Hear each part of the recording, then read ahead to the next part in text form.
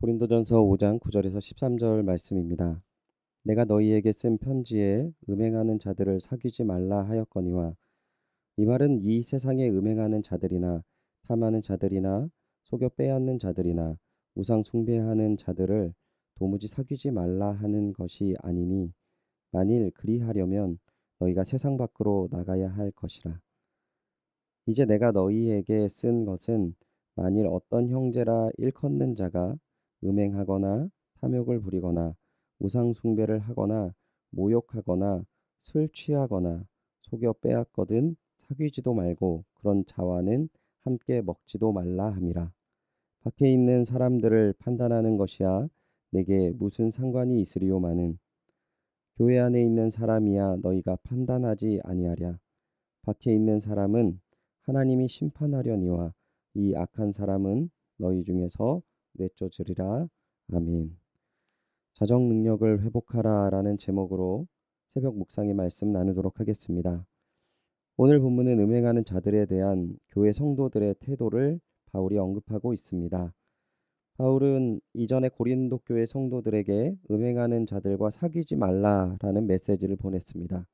이 말에 고린도 성도들의 반응은 세상 사람들의 모습을 볼 때 그들이 사귈 만한 사람이 없을 정도로 하나님의 기준에서는 온 세상이 음란하였던 상황이었습니다. 당시 고린도는 항구 도시로서 로마와 아시아를 이어주는 길목에 있었습니다. 이런 지리적인 요건과 함께 아크로 고린도 같은 높고 안전한 요새를 갖추고 있어서 풍요한 도시의 여건을 많이 갖추고 있었습니다. 돈과 수많은 사람들이 오가는 고린도는 음란한 도시로 유명했습니다. 특히 고린도의 남쪽에 있는 아프로디테 신전의 여사제들은 고린도로 내려와 사람을 꿰어 제사를 지낸 후 음행을 일삼았습니다. 이러한 모습은 오늘 매춘과 같은 모습이지만 당시에는 일반적인 문화로 자리 잡았던 배경을 가지고 있습니다. 그래서 바울은 이야기를 합니다. 본문 10절입니다.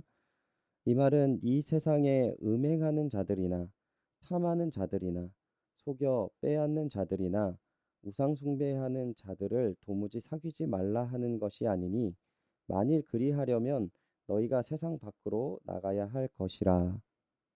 무슨 말입니까? 바울은 하나님을 믿지 않는 불신자들의 악한 행위에 대해서는 하나님을 믿는 교인들과 동일선상에 같은 기준을 두어서는 안 된다고 이야기하는 것입니다. 또한 이 모든 심판의 주체는 하나님이지 교인들이 되어서는 안 되는 것이라는 것을 오늘 본문에서 이야기하는 것입니다. 그리고 그들에게는 복음을 필요한 것이기에 그 복음을 하나님을 믿는 성도들이 전해야 하는 것임을 가르치고 있습니다. 반대로 바울은 교회의 성도들에 대해서 단호하게 이야기합니다. 11절입니다. 이제 내가 너희에게 쓴 것은, 만일 어떤 형제라 일컫는 자가 음행하거나 탐욕을 부리거나 우상 숭배를 하거나 모욕하거나 술 취하거나 속여 빼앗거든 사귀지도 말고 그런 자들과 함께 먹지도 말라 함이라. 바울은 하나님을 믿는 형제에게는 단호한 처벌을 내려야 한다고 이야기합니다. 사랑해야 할, 그리고 우리의 형제자매에게 어떻게 그러한 가혹한 처벌을 내릴 수 있습니까? 우리가 기억해야 할 것은, 바울은 성도들 한 명 한 명, 고린도전서 3장에서 이야기한 것처럼 그 성도 한 명 한 명이 거룩한 교회임을 이야기하면서 시기와 분쟁에 대해서 경계해야 함을 이야기했습니다. 그렇습니다. 성도는 하나님의 거룩한 교회임을 잊어서는 안 되는 것입니다. 하나님과 죄가 함께 있을 수 없습니다. 그러기에 온전한 성도의 모습에 대해서 우리는 고민해야 할 것이고, 또한 죄가 드러날 때 회개하고 돌이켜야 하는 것입니다. 자정 능력이라는 단어가 있습니다. 이 단어의 의미는 자연 생태계가 스스로 최초의 균형 상태로 원상 복구하려는 능력을 이야기합니다. 이 능력의 범위 내에서 일어나는 환경 오염은 환경을 파괴하지 않고 스스로 정화되지만, 이것을 초과한 환경 오염은 환경을 파괴할 뿐만 아니라 자정 능력 자체에도 손상을 가하게 된다는 것입니다. 교회의 자정 능력은 죄에 대한 인식에서 시작됩니다. 무례함과 음란함과 머리 대신 하나님을 인정하지 않는 모든 행위는 작은 죄의 용인으로부터 시작된다는 것이죠. 고린도전서 5장 1절을 보면 당시 고린도 교회의 도덕적인 상황에 대해 바울은 이렇게 이야기합니다. 너희 중에 심지어 음행이 있다 함을 들으니 그런 음행은 이방인 중에서도 없는 것이라. 누가 그 아버지의 아내를 취하였다 하는도다. 당시 부인을 열어 두었는데 아들이 아버지의 부인과 성적 관계를 맺는 모습이 고린도 교회 안에 있었다는 것입니다. 그런데 놀라운 것은 바울이 이러한 모습은 이방인, 즉 예수님을 믿지 않는 불신자들 가운데 또한 음란한 세상 사람들 사이에도 없는 아주 불의한 모습임을 강조하고 있는 것입니다. 그렇습니다. 성도라는 이름, 하나님께서 나를 구원하셨다라는 귀한 복음이 성도들의 범죄를 허용함으로 이 세상에 이야기하는 도덕적 기준보다 못하게 되는 슬픈 성도의 모습을 성경은 이야기하고 있는 것입니다. 교회의 자정 능력은 한 사람의 죄의 거절과 멀리하는 것에서 시작됩니다. 음행하는 자들과 사귀지 말라. 죄에 대한 동의와 묵인이 아니라 피 흘리까지 죄와 싸우는 것임을 알고 실천하라는 것입니다.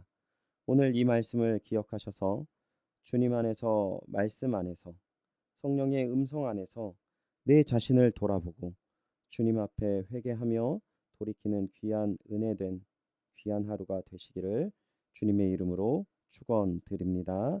기도하겠습니다. 하나님 은혜와 사랑을 감사드립니다. 하나님 오늘 말씀 속에 우리들이 얼마나 죄에 대한 생각과 마음이 얼마나 부족하였는지를 돌아보게 하심을 너무나도 감사드립니다. 주님, 타인의 티를 보고 지적하는 것이 아니라 내 눈안에 있는 들보를 바라보며 주님 앞에 회개하는 주님의 사람 되게 하여 주시옵소서. 또한 작은 죄의 모습을 용인하는 것이 아니라 주의 말씀 안에서 또한 성령의 음성에 귀 기울임으로 말미암아 돌이키는 귀한 은혜의 삶 허락하여 주시옵소서. 하나님께서 거룩하게 세우시고 아름답게 세우실 그 귀한 은혜와 사랑에 감사드리며 이 모든 말씀 주 예수 그리스도의 이름으로 기도드리옵나이다. 아멘. 오늘 주신 말씀을 붙잡고 다 함께 기도하도록 하겠습니다. 하나님 안에서 귀한 마음을 품고 또한 주님의 말씀 가운데 그리고 성령의 주시는 음성 가운데 우리의 삶을 돌아보고 또한 하나님께 영광 돌리는 귀한 하루가 되게 하여 주시옵소서. 말씀을 기억하고 기도해 주시기 바랍니다.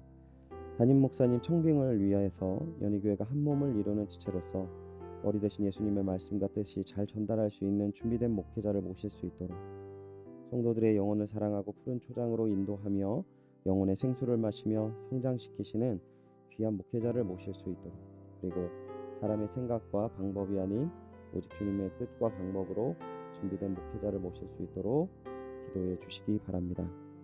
코로나19의 조속적인 종식과 교회와 모든 성도의 안전을 위해서 기도해 주시기 바랍니다. 그리고 오늘은 최종걸 선교사님과 지영준 선교사님의 사역과 가정과 건강을 위해서 기도해 주시기 바랍니다. 그리고 김정숙 집사님 허리골절로 인하여서 어려움 당하고 있으십니다. 김정숙 집사님의 회복을 위해서 기도해 주시기 바랍니다. 다 같이 기도하시겠습니다.